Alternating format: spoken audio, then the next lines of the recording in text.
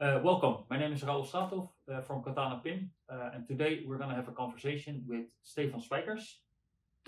Stephan, could you perhaps give a short introduction of yourself, and then we're going to discuss on what we're going to talk about. Sure. I'm Stephan Spijkers. I'm the co-founder of PIMvendors.com. We give independent PIM and product data advice, and we do that based on at least on my personal 10 to 15 years experience in e-commerce mostly. And we try to give this independent voice and independent education, independent information space for product information management, instead of this colored information that you would usually see on your Google searches. Yeah, very nice. Thank you so much. Today we're going to talk about PIM migration, something that you have a lot of experience with from yourself, but also from the PIM vendor side. And what we mean with PIM migration is that either you're coming from another PIM tool to a new PIM tool that might fit better, or coming from an old situation in working in spreadsheets or misusing an ERP or even a web shop. That's what we try to cover for today. Mm-hmm. So first question, what do you see is the main reason companies are considering a new PIM tool or migrating to a new PIM tool? Yeah, that's a good question. I think the main reason for migrating to a new PIM or selecting a new PIM that we see, at least in practice, is frustration with the old, right? And the old ways of working. That could be because the current solution you're using is no longer fit to the task. And that solution can be, as you said, can be another PIM, can be Excel, can be an ERP. And usually there are three drivers for that, which is the complexity of the product data, because you're adding attributes. Regulation is requiring you to add attributes, and you can no longer manage all that complexity in your current solution. It could be internationalization, so having to add all these kinds of extra languages, which means you basically have to add another layer of all your existing product information. And just basically growth, right? Quantity is also a reason to move from one system to the other. Not a full, you cannot manage more than 25,000 records, I think, in a Google Doc. You don't want to manage all that product data in an Excel, or your ERP is no longer fit to the task of managing that quantity of products. So those are the main reasons we see for that migration. And so if you want to move away from an old situation, move into the new one, what are the most common situations that you see a company starting off from in that PIM migration? So you see, of course, with Excel sheets, so the data is scattered across multiple sheets in different databases in the system, or misusing their web shop. What are the most common things that you see? Companies come to you guys for, hey, we need a new PIM solution. What kind of things do you find? Yeah, it really depends on where they are coming from. If they have an existing PIM, which we don't see that often, really, we see mostly first-time PIM users. Yeah. So most of the times they come from a situation where they use another solution, and that is usually not just one solution, but a combination of solutions, because there is no single repository for product data when you're not using a PIM. So that means part of your product information is in your ERP. There's always product information in your ERP. The master data is usually there. Sometimes you have a translation, the German translation lives on the German web shop. You have some additional marketplace enrichment attributes that you have only in Channel Engine, because you add them specifically for Amazon or for Bol.com. And then there is, of course, your own web shop, where because you want to filter on some attribute, you have added a specific meta field just for your web shop. So what we usually see is this mix, this spaghetti of product data, and that when people come to us and they want to migrate to a new PIM, we have to bring all that data together, cleanse it, and only then start the migration process. Exactly. Okay. So that's also what we see a lot at KatanaPIM as well, is that usually it's different departments having to work with product information, and then why they're trying to use or set up a new PIM solution is to want to centralize the data. But then what we see a lot as well is then that would also then sort of create a new department in that company who's going to focus solely on managing that product data. Yeah. So what you see with the IT landscape, with an ERP and e-commerce system, but you also mentioned the channel integrator like Channel Engine as well. Is it also something that you take in consideration when discussing maybe a new PIM solution, or setting up a PIM migration is restructuring the organization as well. Is it something that they have to take in consideration? It is super important to have that. We call that data governance, right? So have that responsibility embedded somewhere in the organization, and it's people, process, tools. Also in that order, you have to have people that have a responsibility for that governance, for that data. And as you said, it comes from multiple departments. So there's multiple responsibles and multiple departments and tools and multiple processes involved. We have to then bring that together for one new process, or maybe multiple processes, but at least one single entity to manage all that product information, the dedicated PIM tool, and bring that together under, start with people, one person or one team department responsible for the product data. Yeah, what we see a lot as well is then at the beginning stages of the conversations with, hey, they want to migrate to a new PIM tool. Usually the initiative has been taken by somebody from marketing, or maybe the new e-commerce manager, or who do you think needs to be involved in that migration project? So what kind of key players do we see there that are needed? Yeah, that's a great question. Like, who do you need for a successful PIM migration? What you mentioned is that you have different stakeholders, and there's usually one stakeholder that takes the initiative, and that can be IT, that can be marketing, that can be category management.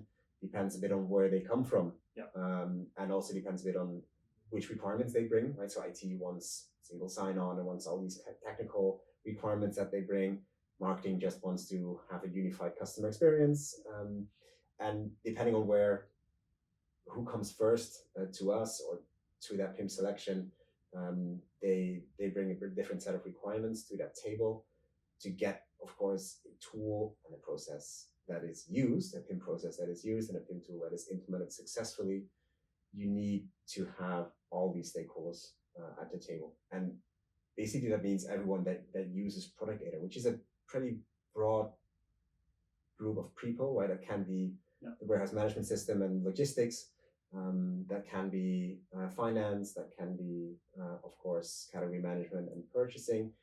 I think usually what we see is it's IT, it is the product department, and it's the marketing department. Those are the main people. I think what we usually try to do as well, in addition to having the decision makers at the table, is also have the users of the tool at the table, right? So that you do not just have a tool that is selected by either IT or marketing or product, but also have the users there during the requirement gathering sessions and also the selection and demo sessions, because they are the ones that are going to actively use the tool, and they're currently using the alternative solutions that are currently out there. And having all those voices at the table is, I think, important to get a PIM that is not just selected, but also successfully migrated from their existing solutions. Yeah, because it's also my experience is to get the actual users involved as well, because I think they are going to be one of the loudest ambassadors of this. After you migrated to a new PIM, you need them to be actually ambassadors of the platform itself, so they can keep using it. Because one of the things that we see as well, if you don't get the buy-in from the key users, probably after the migration is done, they probably lose interest and they're not going to use the PIM, and then the decision maker is like, okay, I'm paying for this, we're not using it, what are we going to do? Yeah, they're just going to go back to Excel or back to the ERP or the combination of tools that they use, and they'll find ways. And I think it's also important to take them into the consideration and into the migration process as well, because if you don't cover all the requirements, they need to have another tool or another way to work with that requirement. So it is super important to work with them, involve them, as you said, if you want to have that successful migration, and not just a tool thrown into the organization by IT or thrown into the organization by the decision makers and by management, and have the actual users just forced to use it. Exactly. Yeah. And what I might experience, they are also asking the most interesting questions in the whole selection process, because they're actually working with it. So that's a nice part. Talking about the users and the decision makers at the table, what are one of the biggest misconceptions or mistakes that they make with a PIM migration? So they selected a PIM solution. So what are the biggest mistakes or misconceptions they did leading up to that process? That's a good question. I think the biggest mistakes we see in leading up to the migration process is not fully mapping all the requirements from all the different stakeholders. So that basically during the migration process, you notice that, oh, we actually need to add all these extra requirements, and you get this scope creep, and yeah, doesn't typical IT project management stuff, but you see that a lot. But I think even before that, it's the buy-in from the different stakeholders. So even if they have the requirements met, they need to be on board on the selection process. They need to feel heard. As you said, like if you have only the decision makers at the table, but not the users, they'll definitely, want to be involved and feel you need to involve them to have a successful migration. So I think those two from a sort of people and process perspective, and I think from a tooling perspective as well, you need to embed it in the organization. And that is, yes, people, right? They need to be trained, and they need to feel heard, and they need to have their requirements met. It needs to fit into your product data process. But in the end, yes, PIM is pretty, dedicated PIM is pretty central in your organizational architecture. And I think that is often underestimated, especially by the first time PIM users, where they think like, oh, it's just another tool. But it's a pretty central tool to your whole, I would say, primary process, where products are created and onboarded and then sold on different platforms, or at least published to different platforms. Yeah. And you bring all that product data together. It's so central, which also means that from an IT perspective, it's central. And you have all these different feeds into it and out of it, and not managing that correctly or not embedding that PIM correctly is, I think, a third thing that we see during migration processes. Yeah, that's also what we see. Especially what you say is scoping is the main thing. So, but scoping is from the IT perspective. So, what are my toolings around it? So, what is my ERP? What is my web shop? What are the dependencies there? But indeed, what you said as well is also how you scope the requirements in the company is what we see as well, because now everybody is dependent on product data, but everybody is dependent on a different part of the product data. And now, who are you gonna let work? Who is gonna work in the PIM, and who's definitely not gonna work in the PIM, and who's just getting and retrieving that information? And we see also there's a success of a good PIM migration is to cover that upfront on the project as well. How do you manage the difference between? I mean, when you get a new tool into an organization, there's always like this, let's fix all our current IT problems with this new tool, yes. Right? So then you get like, oh, we actually need a pricing and promotion tool. Can we do prices in PIM? How do you manage that scope, right? So you started with the scope as an important topic. How do you manage scope? Yeah, so I think what we do is we have a clear understanding of who we are and who we are not. And I think who we are not is also very much in line who we do not want to be. And that's also saying no. So for the client to make the right selection of a PIM tool is also for us as a vendor very important to make the right selection of the client that we want. So let's say pricing tools, we are very clear. We do not offer a pricing module. We can handle prices as a data field in the PIM. That's not a problem. And you can do some things with pricing, but it's not built for it. And we're not going to expand our functionalities on it. So telling that story up front for us is very important on also informing the client that they make the right decision. Because if they don't make the right decision and they went into the PIM migration with us, we're not going to have a good project. So they're not going to be happy, then we're not going to be happy. And in the end, you're going to split and everybody lost a lot of money and time. So that's very important, and that's still a learning curve. That's something I think that you keep on doing with all these new projects. But telling who you are, what you stand for, and what you are definitely not, I think that's very, very important part, at least from a vendor perspective. Do you have customers that you have seen during selection processes where you said, no, we don't do this? They select another tool that claims to do this, right? And then after this unsuccessful migration, 6 months later, 1 year later, 2 years later, they come back. Have you seen that? We have a couple that came in either under the assumptions of functionalities that might be covered by the other solution, or assumptions based on pricing. So we try to offer very straightforward pricing module, and then with other PIM vendors, they came to the conclusion that, hey, this feature is covered behind the paywall. So now instead of I have a cheaper solution, now I want to continue, but I want to, let's say, export, for instance, my data. Okay, now I have to pay a lot more money just to export my data. So that's what we see as well. And also in our beginnings, that's also something that we notice. So with the startup phase, you usually overpromise, and then sometimes you underdeliver because of circumstances. and then you lose that client. But now I think we get our stuff a little bit better in order now. So now we see it also the other way around. And that's just also strengthens our story on who we are, but also who we are not. And I think that really helps in that PIM migration process as well, and that selection process, of course.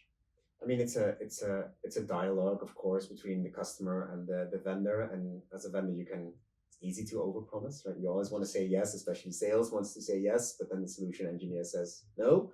Yes. And it's painful if that happens like 18 months into the integration process, or they say no, but they say yes, but it takes, I don't know, 20,000 euros more. That's painful.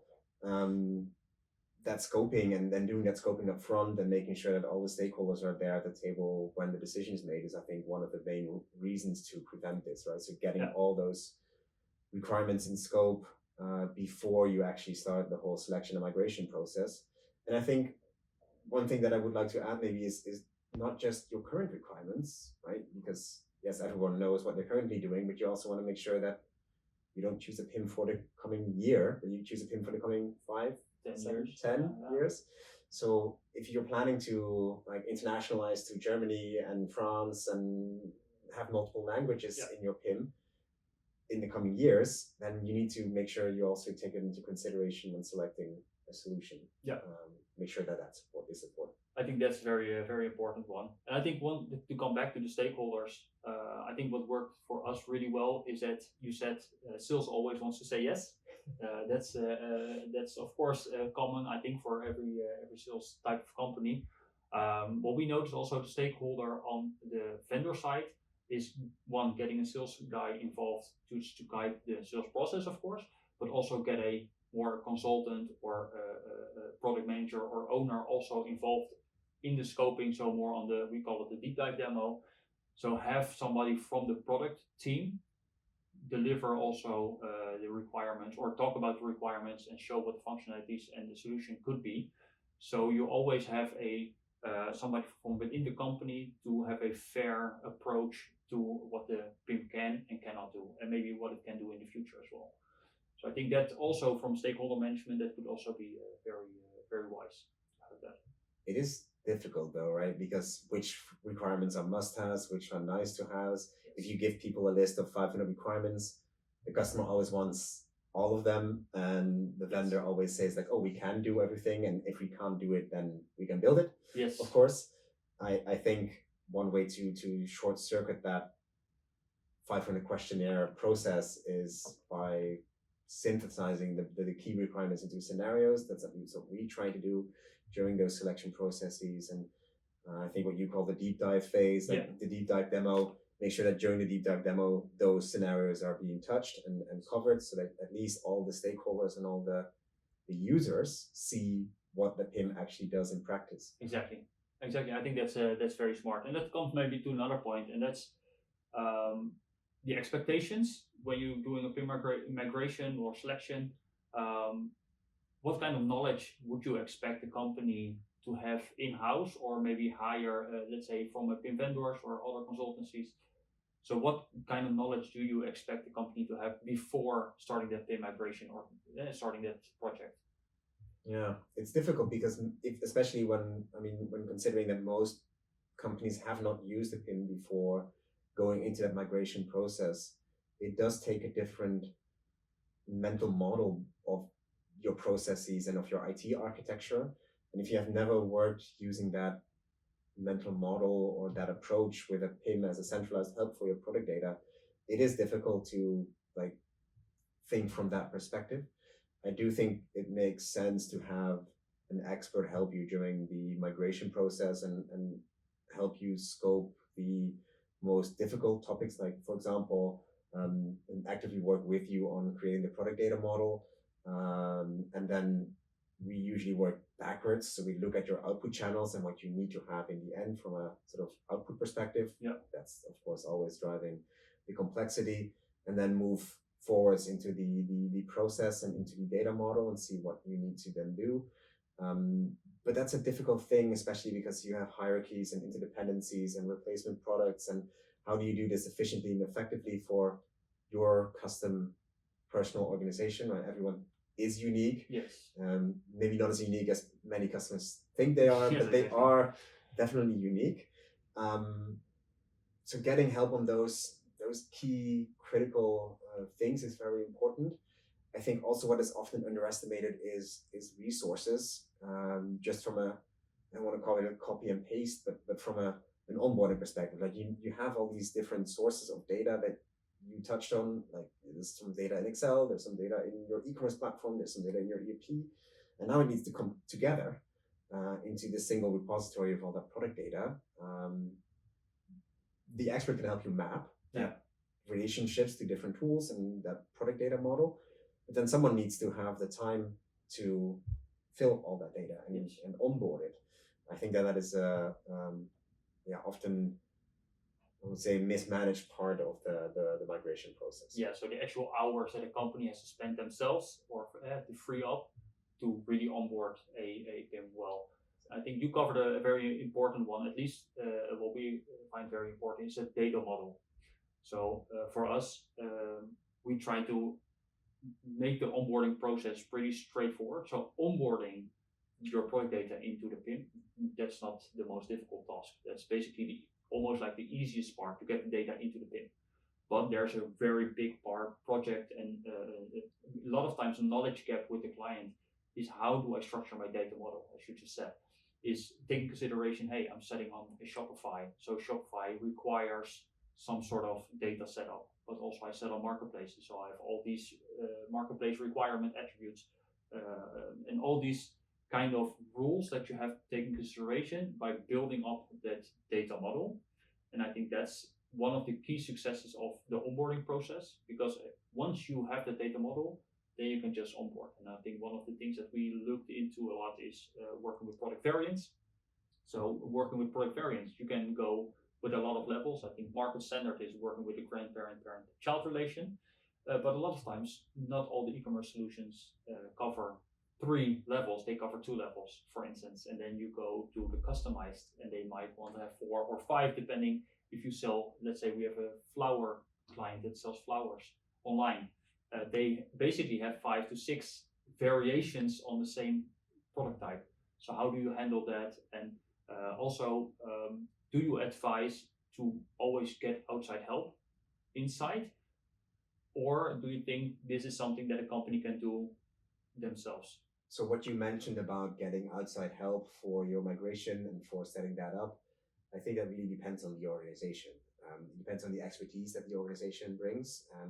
Outside experts usually have dedicated expertise that they got from working with multiple clients, but it's also the resources. Like, do you have time as an organization? Do these stakeholders have time to do the migration, to set up the data model, to migrate all that data, to cleanse that data? And I think that is, again, often mismanaged or underestimated how much time and expertise it actually takes. Yeah. So would I advise it? It depends. If you have a team that has done these migrations before, you see that often in more mature organizations, then definitely you can do it with an inside team. But it would be very unfortunate that if you do not have that expertise and you start with that migration journey, having it take 12 months instead of 3 is costly, not just from a like people need to be involved for those 12 months and you pay license fees for 12 months, but also from a opportunity cost, right? Because you don't have a working solution for those 9 months that you're extending that time of the go live and that time to value. So I would definitely take a look at that as an organization and make that business case. It's in the end, it's a business case. Yeah. And really to touch on that real shortly, there's a difference. You choosing an open source PIM solution or a SaaS PIM solution. Is there a difference in the kind of knowledge that you would need for a PIM migration? We do see that many of the open source solutions are these fix everything in one solution type of setup, and that there's maybe not so much costs in the licensing part because it's open source. Yeah. There are some negligible costs in the hosting part, but most of it is in the sort of customization and management part and configuration part. And there's actually no difference in total cost of ownership between SaaS tools and open source tools.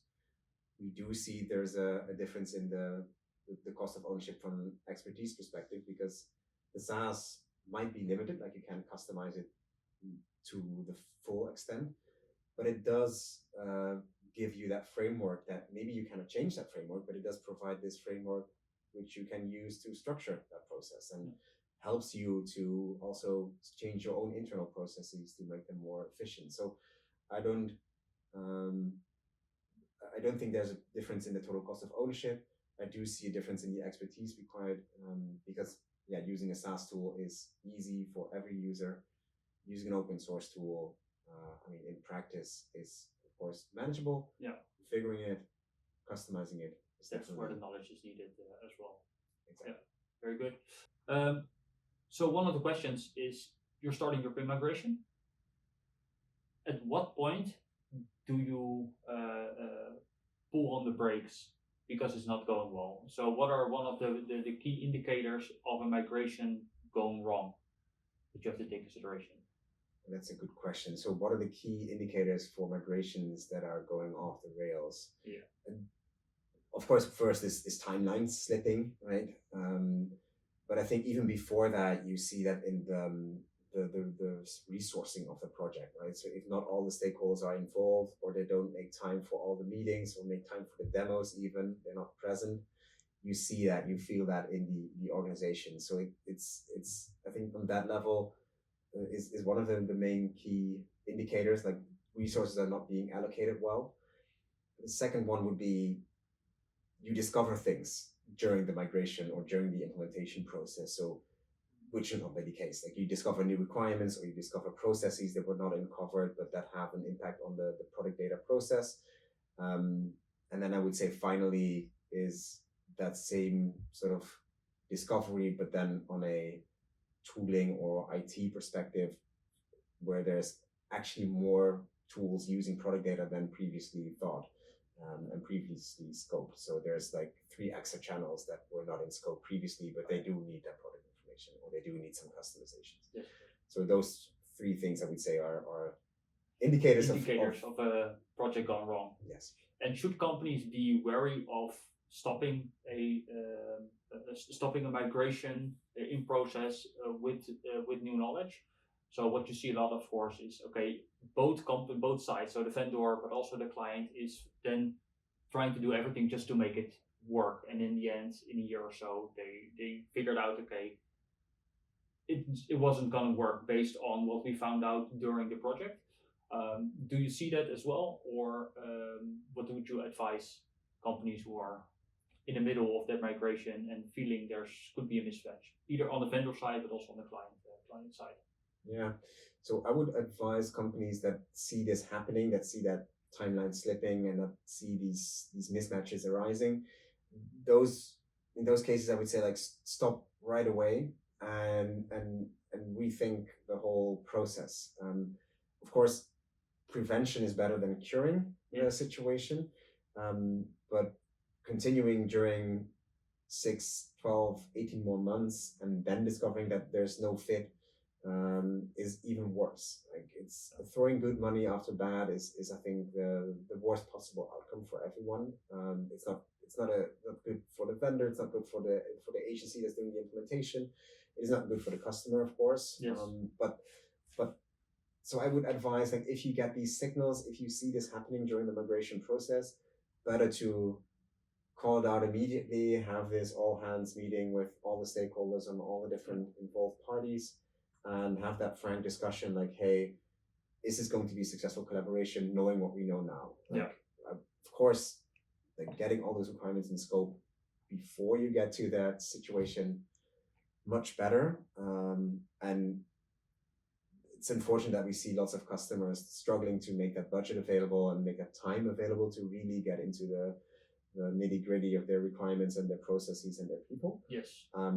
But if you then start and select a tool and start the migration process, better to stop it after 3 months than stop it after 18 months. Exactly. And what we see a lot in our experience as well, because a lot of times it's very hard to scope, especially with new PIM users, so the clients who are having their first experience with what a PIM can be for the company.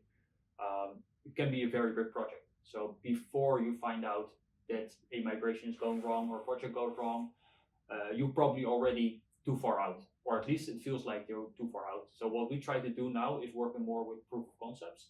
So making the project a lot smaller.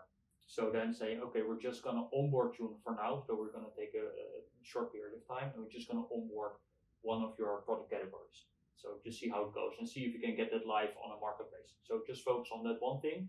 So then we have the whole process of migrating a small piece of your data pool, getting that small piece integrated into the PIM, then seeing how it goes live on the marketplace or either on your web shop. And then if that's a success, then everybody can shake their hands, okay, it's going to work. And now we're going to put down the rest into the PIM. Is this something that you see more often? Do you think that's a smart way to go? Yeah, I really like that proof of concept driven approach to prevent these issues arising. And I would say, even if they arise, then you do not need to like throw out the baby with the bathwater. But doing these proof of concepts, and especially what you said, these end-to-end proof of concepts, right? So take one product category, not just onboard it to the PIM, but actually like cover the full process from onboarding, enrichment to publication, to a marketplace or a web shop or whatever it is.